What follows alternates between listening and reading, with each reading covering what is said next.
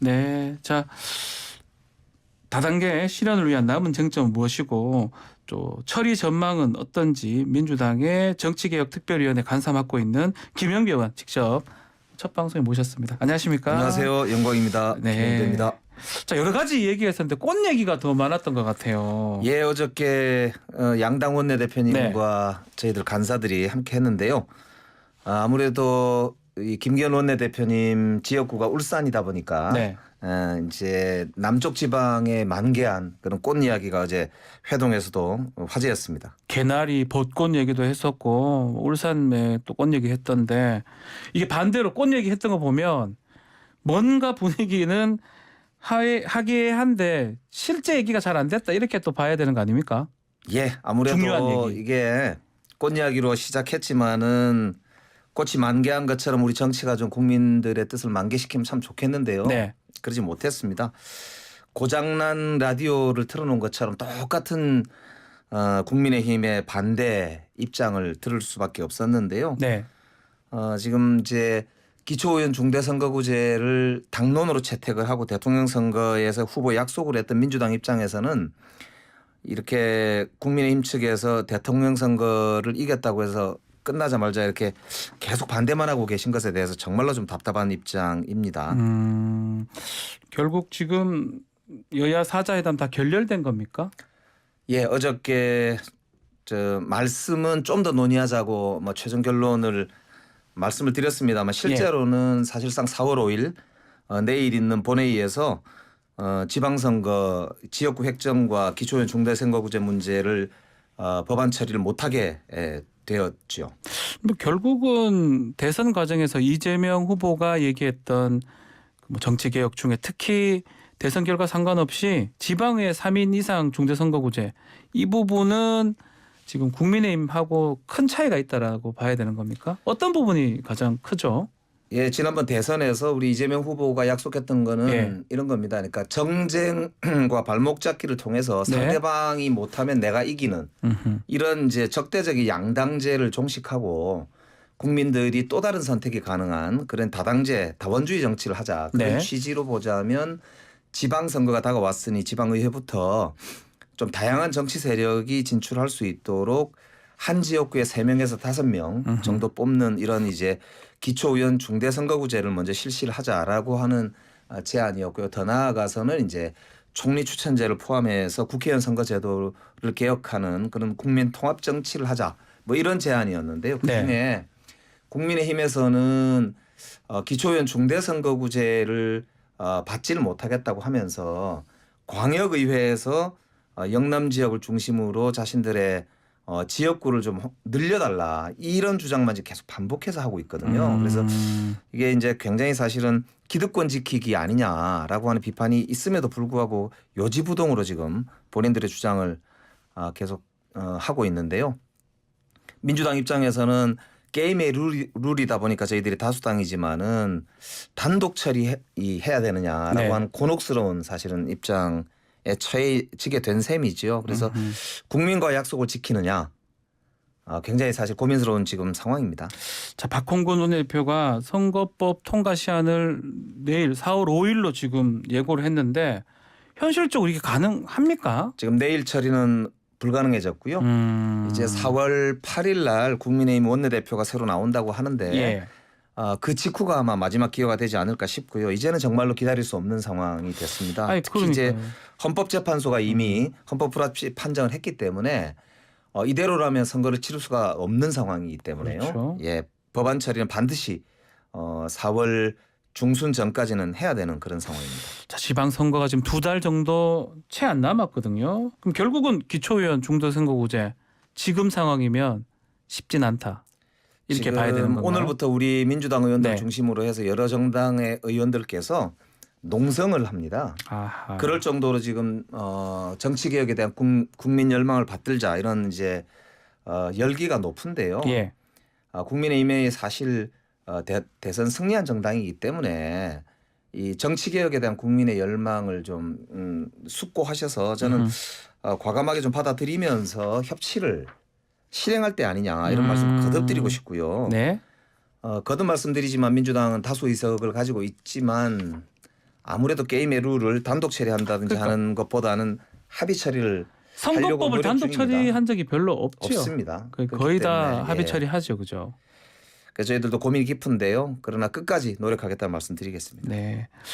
자, 정의당도 조금 좀 지금 피켓시 같은 거 하는 것 같아요. 네네. 뭐 정치개혁 선거 국면 돌파용으로 던진 이슈 아니냐라고 비판을 하고 있는데 정의당의 또 이런 관련된 얘기는 또 어떻게 보십니까? 그러니까 정의당과는 지난번 대통령 선거에서 사실 서로 간에 그런 이제 이 제안도 있었고 또 연대 가능성도 있었지만은 불발됐었거든요. 그렇지만은 정의당과는 또 정치개혁이라는 뜻은 같이 하기 때문에 이번에 저희들 기초의원 중대선거구제를 포함해서 정치개혁을 위한 그런 이제 노력에는 함께 하고 있다 이런 말씀을 드리면서 하나 이제 정의당에서 저희들 민주당에게 섭섭하다고 하는 것은 네. 2018년도에 저희들이 다수당인 지방의회에서 이 2인 선거구로 4인 선거구를 42개 정도를 쪼갰다. 그래서 그거를 정치개혁의 의지를 표현하는 차원에서 민주당이 스스로 복원해라 이런 요구를 하고 있는데요. 예. 그런 부분에 대해서는 저희들도 과감하게 저희들이 다수 손해를 보더라도 실천하겠다는 의지를 다지고 있습니다. 그러니까 정의당에서도 저희들 민주당의 진정성을 좀 믿고 함께 끝까지 정치 개혁을 위한 그런 발걸음을 함께 하기를 저 입장에서는 좀 제안 드리고 싶습니다. 네. 자, 새로운 물결 김덕연 대표하고 합당도 지금 추진하고 있는데 네. 이것도 뭐 정치 개혁이랑 큰 흐름하고 뭐 관계 있는 것 같습니다. 자, 여러 가지 민주당의 구체적 플랜도 궁금해요. 뭐 당장 아니다 하더라도 앞으로 정치 개혁 관련된 플랜이 뭐가 있을까요? 예, 지금 이번 국회에서는 이제 지방선거 관련된 제도들을 다루게 되는데 그 중에서도요. 장애인 청년 여성과 네. 관련되어 있는 개혁 법안들도 꽤 있습니다. 특히 청년들의 이제 기탁금을 낮춰준다든지 청년들의 의무 공천을 좀 이제 한다든지 이런 이제 법안들을 저희들이 동시에 처리를 하기 위해서 네. 이제 노력 중이고요. 그리고 이제 새 정부가 출범하면서 협치를 강화하기 위한 각종의 이제 국무총리의 책임 총리화를 위한 법안들이라든지 그다음에 국회의원의 비례성을 높이기 위한 제도라든지 여러 가지 이제 그런 정치개혁 법안을 저희들이 제안하고 있는데요. 향후에 국회 내 정치개혁 특위를 만들어서 네. 함께 국가적인 정말 헌정개혁을 하자 이런 제안을 드리고 있으니까 진지하게 좀 검토를 해주기를 좀 간절히 바라고 있습니다. 알겠습니다. 자, 이거 좀 다른 얘기인데 검찰 개혁 얘기도 좀 질문을 좀 드려야 될 것 같은데요. 주말마다 지금 민주당 지지자들 집회를 당사 앞에서 열고 있는 것 같아요. 뭐 검찰 개혁 완수 뭐 이런 얘기를 하고 있는데 대통령 지금 임기 내에 이런 개혁 완수 이런 게 가능합니까? 어떻습니까? 네, 지금 우리 대한민국에서 가장 큰 고민 중에 하나가 검찰 공화국이 재현되지 않느냐. 그래서 사실 지몬미라고 하는 것처럼 노무현 네. 대통령 논두렁 시계 사건을 많이 떠올리시는 분들도 계시고 그래서 정말 이 권력을 사적으로 쓰거나 네. 권력이 이렇게 민주적으로 통제되지 않는 상황에 대한 걱정이 많은데요. 저희들은 문재인 정부 내에서 이제 이 검경 수사권 조정의 완성을 하자는 지금 논의가 진행이 되고 있습니다. 내일 의총도 있고요.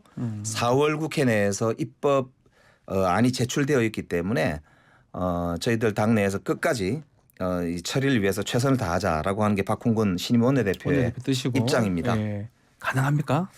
지금 저희들이 의원총회를 열어서 의지를 단단히 다질 텐데요. 많이 응원해 주시면 좋겠다 이런 말씀을 드리고요. 네.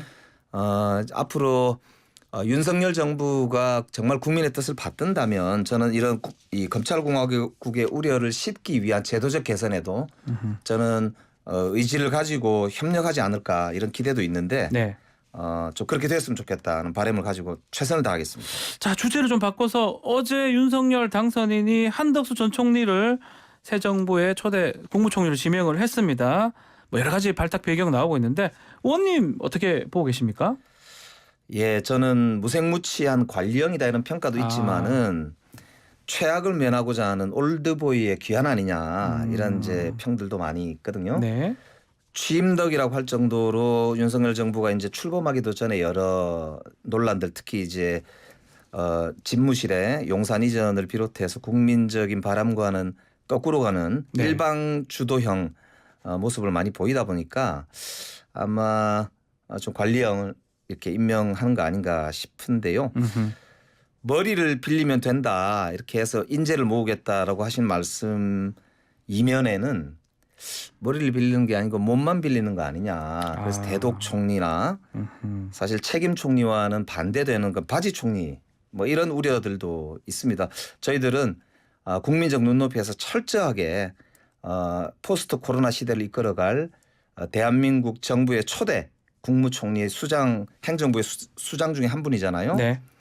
철저히 검증하겠다. 이렇게 그 말씀드립니다. 지금 박홍근 원내대표 어물쩍 넘어갈 수 없다라면서 철저한 검증. 당내 TF가 지금 꾸려진 겁니까?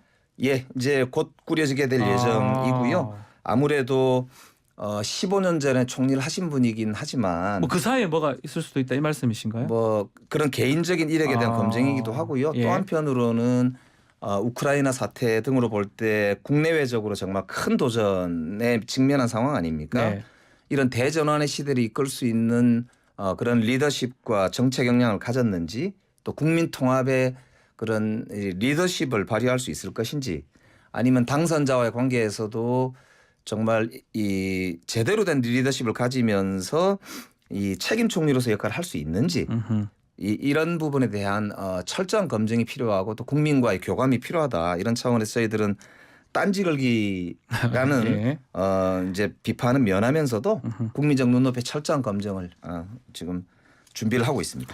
이 질문을 좀 드려봐야 될 것 같아요. 지금 6월 지방선거 대진표가 쪽쪽 짜여지고 있는데 특히 송영길 전 대표 서울시장에 출사표를 던졌는데 당내에 뭐 또 부정적인 의견도 있는 것 같아요. 우리 예. 김영배 의원님은 또 서울에 계시니까 지역구를 사실 어떻게 송영길 보십니까? 대표님은 이제 제가 최고위원으로서 함께 대선 패배 책임을 지고 물러난 지도부였죠. 그중에 저도 한 명인데요.